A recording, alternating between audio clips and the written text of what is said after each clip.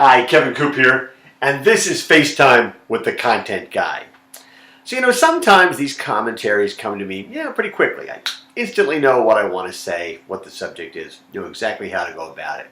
Sometimes it takes me a little longer. I sort of have an idea, but it takes me a little time to kind of formulate my thoughts. And then there are other times.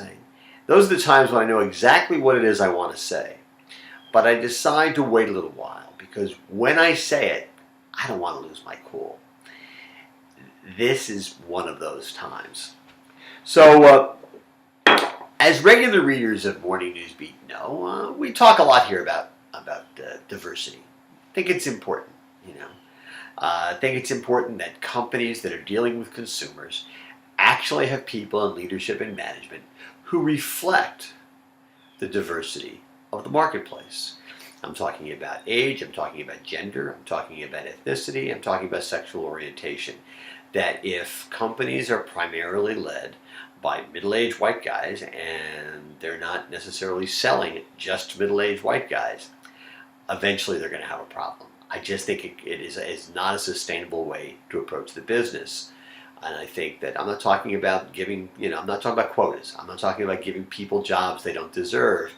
But I am talking about understanding that the marketplace is changing and that leadership has to reflect those changes. It's pretty simple. I don't think it's a hard thing for companies to actually react to. Now, the most recent story that we had that talked a lot about diversity had to do with the fact that now that Safeway is about to be acquired by Albertsons, two of the highest ranking women at Safeway are going to be leaving the company.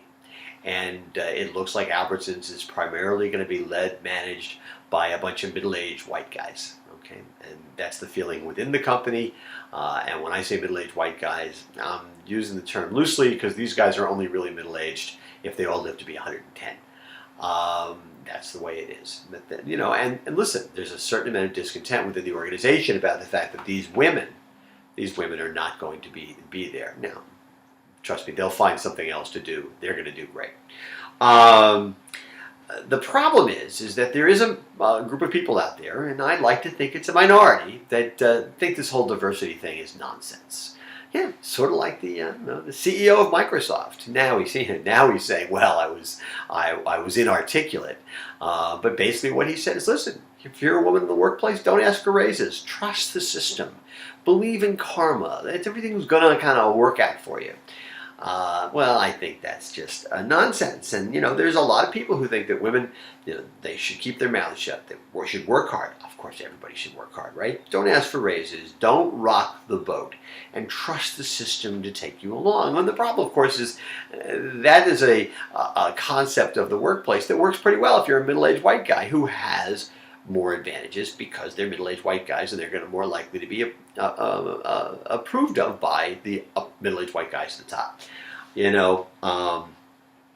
And the thing is that, listen, I don't think this is. I think this is always the last straw. But I sometimes it's important that if something's not working within the organization, people are being treated unfairly or illegally, sometimes you do have to turn to litigation or legislation.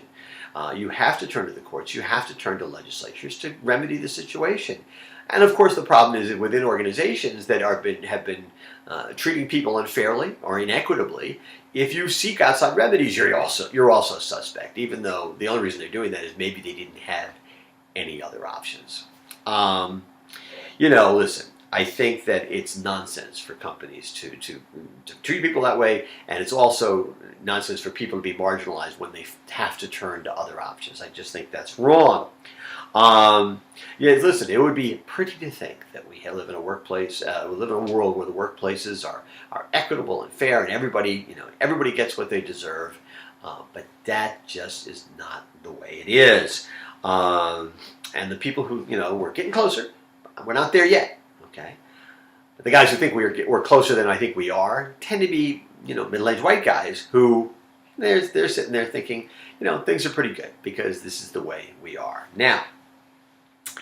Then I get an email, and I get an email like this one. And this email said that I should read an article in Fortune magazine about the 50 most powerful women in business. And then the email said the following: "This is a great article you should read.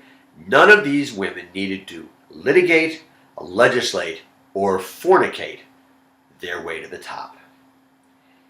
You gotta be kidding me.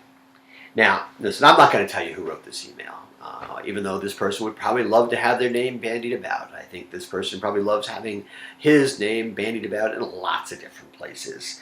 The good news is he is not in the HR business. But here's the bad news. This has got one guy who is seriously fornicated up, if you get my meaning.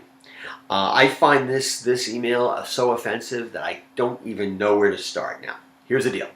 As I said before, I'm not a litigious person by nature. Sometimes I believe in certain circumstances you do have to turn to litigation to make things right. I'm not a person who believes the government solves all of our problems, but sometimes I think you do have to turn to government to make things right. You do have to turn to legislation. And the idea that this person would equate litigation and legislation with fornication, it just simply boggles the mind. It tells you exactly where his mindset is. It's unbelievable to me. Now, listen, I can only hope. I have a daughter. I can only hope that as she goes into the workplace, that she is not going to have to deal with clowns like these. And I say that with apologies to clowns everywhere. I hope that she ends up in a situation and she works for people who are nurturing, who are challenging to her, who encourage her, who treat her fairly and respect her. That's what I hope for my daughter. I hope the same thing for my sons. I hope none of them have to deal with Neanderthals, and I say that with apologies to Neanderthals everywhere, who have this kind of approach and mindset about business. Now, there's one other thing. Something, we live in a very complex, complicated, and transparent world, and I think companies have to be careful that when they do business with people who bring this kind of mindset to the business, that they are going to somehow be associated with this mindset. You got to be careful who you deal with. You can't deal with morons, and I say that with apologies to morons everywhere. You have to be careful because you don't want to be tarred and feathered by people in the workplace, or people on your staffs, or people who are your business partners who somehow think because this person has this opinion, you have this opinion. I just think companies have to be very careful about that in a world where social media and transparency is everywhere. Listen, I'm not saying we all have to be politically correct, but I do think we have to be aware. And listen, basically, I think it's better if we all do business with people who are enlightened, who are inclusive, who are appropriate and respectful, and people who are not idiots. And I say that with apologies to all idiots everywhere. Anyway, that's what's on my mind this Thursday morning, and as always, I want to hear what's on your mind.